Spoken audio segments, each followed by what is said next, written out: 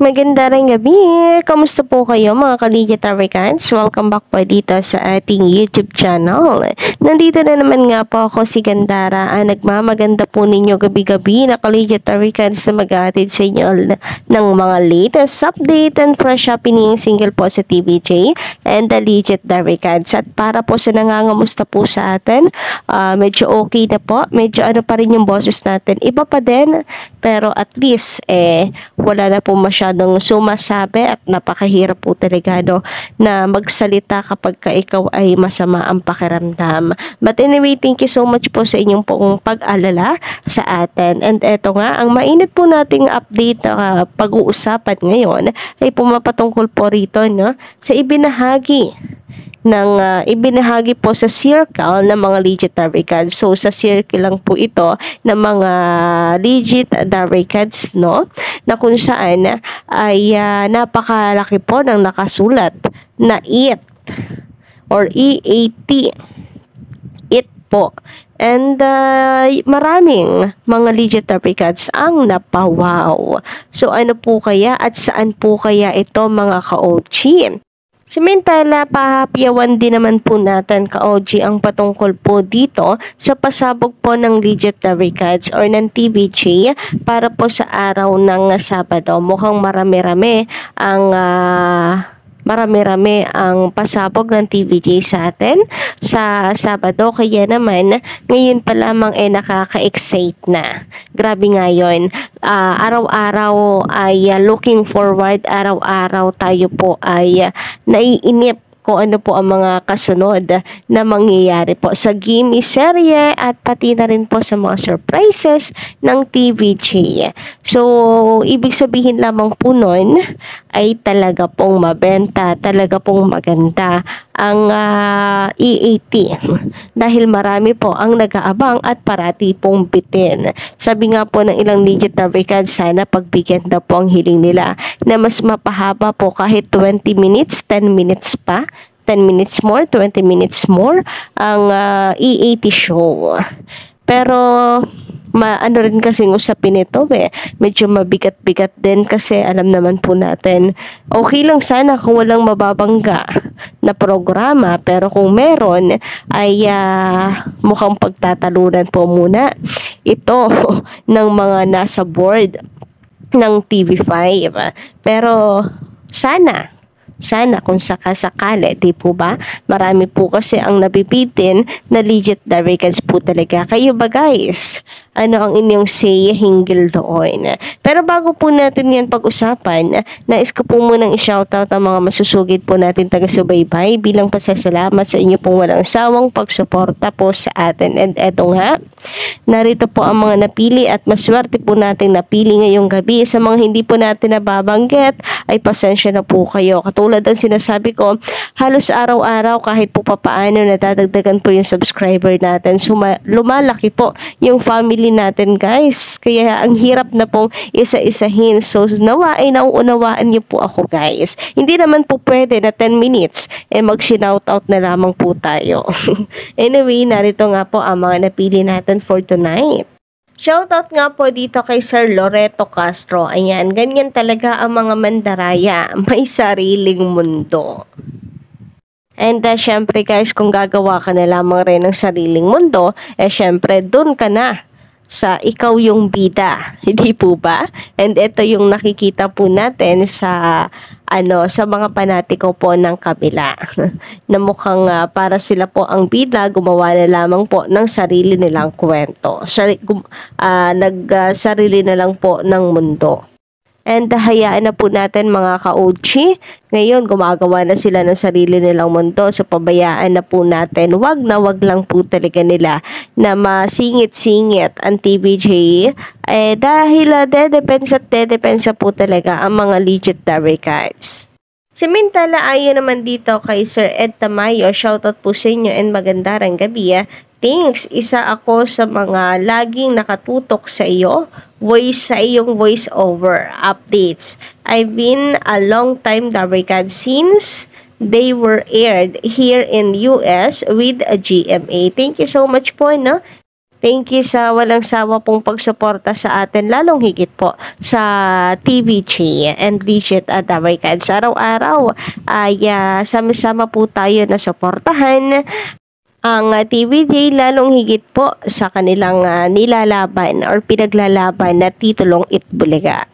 Samantala, shoutout din po dito sa mga legit nating subscribers, Sir Nathan Wayne De Vera, Miss Alita Movilla, Johnny Sala Lila, shout out, Rosita Aguirre and Miss Gemma 473. Magandang gabi po sa inyong lahat. Shout out po ng napakasarap and always ingat. Yun lang. And sa lahat ng mga nandito ngayon na nakikinig po sa atin, welcome na welcome po kayo dito. And maraming salamat sa walang sawang pagsuporta. And kung kayo naman ay mga bago lang at di pa nakaka-subscribe, maaari niyong pindutin ang subscribe button dyan sa baba para maging updated kayo sa mga nilalabas po nating mga bagong reaction video hinggil sa TVJ and Legit Dabarkads. Samantala, kanina narito po ang mga kaganapan, lalo na po sa babalawag kayong ganon. Muli na naman po na pinahanga po ng Legit Dabarkads or ng TVJ po ang mga supporters, lalong higit po dito sa babalawag kayong ganon or dating bawal judgmental na talaga naman pong pinanghawakan po ng TVJ. And nakikita po natin na worth it po talaga ang segment po na ito na pinaglaban ng TVJ dahil marami po tayong natututunan. Take note, natututunan na magandang asal, marami tayong nagiging baon na pampatibay ng loob, pampalakas ng loob. Hindi po puro mga kalokohan at kabastusan. Samantala, sa nasagap nga po nating balita, ang TVJ po ay mayroong pinaghahandaan na kung saan ay sa Sabado po ay ma-excite po tayong lahat mga Legit Dabarkads. Dalawang special na Sabado. So mukhang ito po ay tungkol po sa Bacolod na kung saan ay makikipag-diwang nga po ang TVJ. So another masayang episode na naman po ito ka-OG. And kaya marahil ngayon ay nagbago po sila na schedule sa kanila pong pagla-live.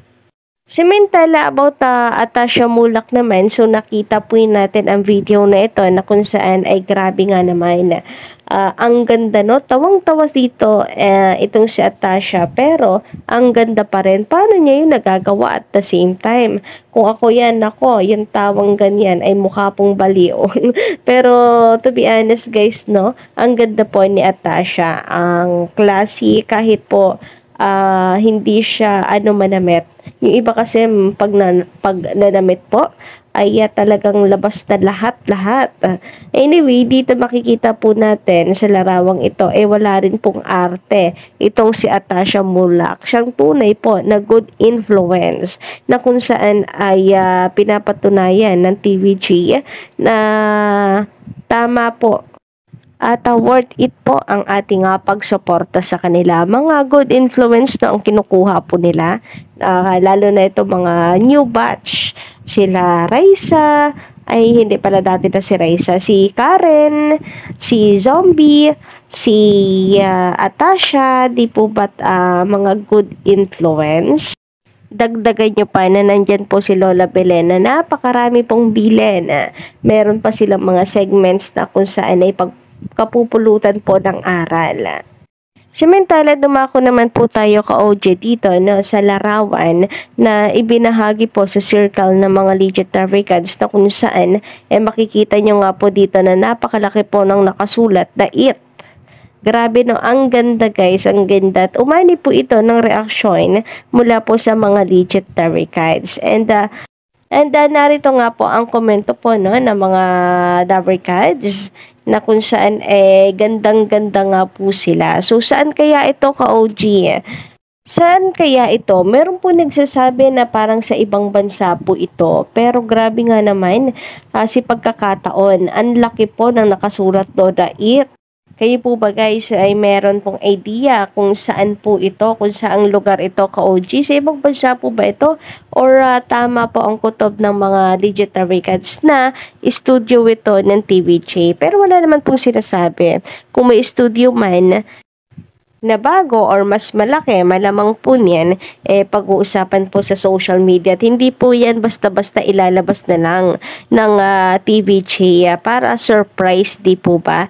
And legit na records or sa page mismo po nila yan ipopost. So baka po ito ay nagkataon lang isang lugar na kung saan ay nagkataon na may nakasulat po doon na it. Pero dahil nga dyan, ay muli pong napag-usapan ng mga legit na records ang studio. Kailan daw po kaya lilipat sa mas malaking studio ang TVJ? Sabi kasi 2 studio. So, ang tanong, ginagamit or may balak pa bang gamitin ang TVJ yung isa pong studio or iintayin na lamang po nila ang makabalik sa APT studio? Para mawala naman daw po ng space kasi hindi naman daw po bagay sa mga new EB host ang APT Studio. Mas bagay daw po doon ang legit na records. Kayo po ba, ano po ang inyong masisay hinggil dito ka-OG? Pa-comment lang po sa baba. And don't forget to click the subscribe button and notification bell for more updates.